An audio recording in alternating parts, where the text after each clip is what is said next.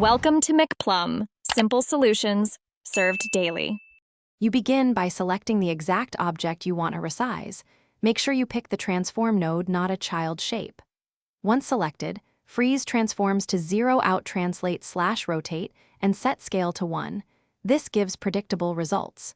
Then delete history, so past deformers or construction history can't change the outcome. You do these first because Maya's size math uses transform values. Make sure those values are clean before continuing.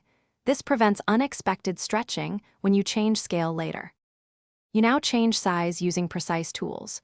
Open the channel box and type exact scale numbers into scale X, Y, Z. This gives reproducible results.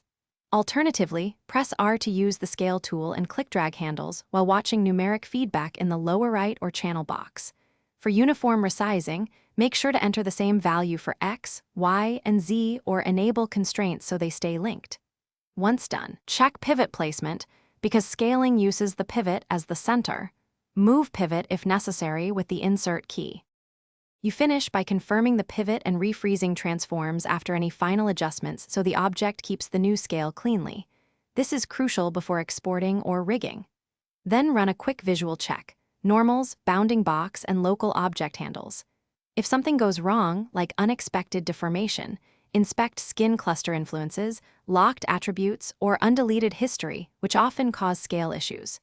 If deformations persist, restore the original freeze state and repeat steps methodically, making one change at a time to isolate the cause.